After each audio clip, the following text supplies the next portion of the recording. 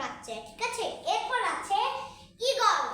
Eagle এটার ইংরেজি ঈগলি, ঠিক আছে।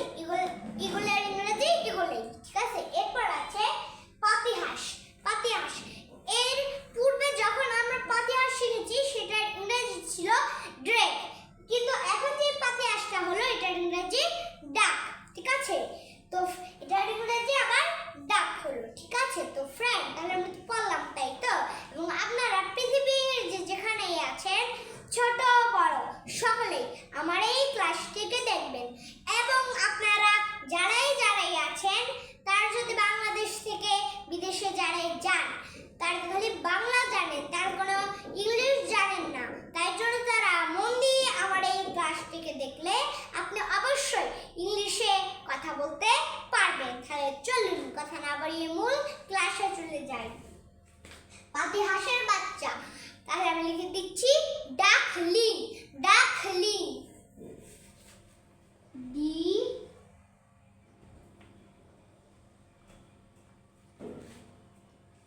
ইউ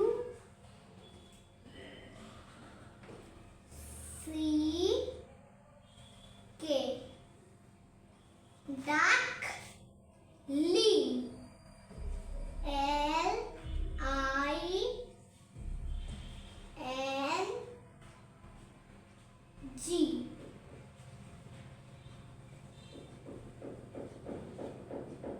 দেখো বেটা ডাকলিং, দেখো বেটা ডাকলিং তো পাতিহাঁসের বাচ্চা, ঠিক আছে। তারপর আছে ঈগল। ঈগল, তাহলে আমি লিখে দিচ্ছি ঈগল, ঠিক আছে। ই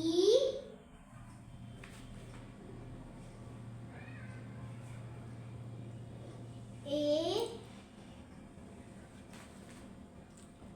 জি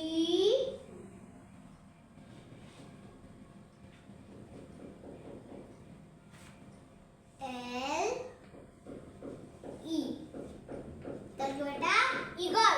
তাহলে এটা ঈগল অর্থ ঈগল, ঠিক আছে। এরপর আছে পাতিহাঁস। পাতিহাঁস, তাহলে আমি লিখে দিচ্ছি ডাক। ডাক, ডি ইউ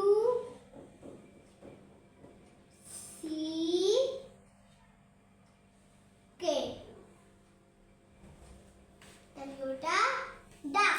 তাহলে ওটা ডাক অর্থ পাতিহাঁস, ঠিক আছে।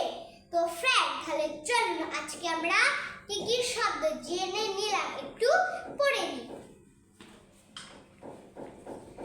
ইউনিট 16 বার্ডস, পাখি, পার্ট 5 নাম্বার। পাতিহাঁসের বাচ্চা ডাকলিং, ঈগল ঈগল, পাতিহাঁস ডাক, ঠিক আছে। তো ফ্রেন্ড, আপনি যদি আমার এই ক্লাসটিকে ভালোবেসে থাকেন তাহলে কি করবেন, অবশ্যই লাইক দিবেন। আর যদি লিখতে জানেন তাহলে কি করবেন, অবশ্যই দয়া করে একটা কমেন্ট দিবেন এবং শেয়ার, ফলোইং এবং সাবস্ক্রাইব করে রাখবেন। তাহলে শুভ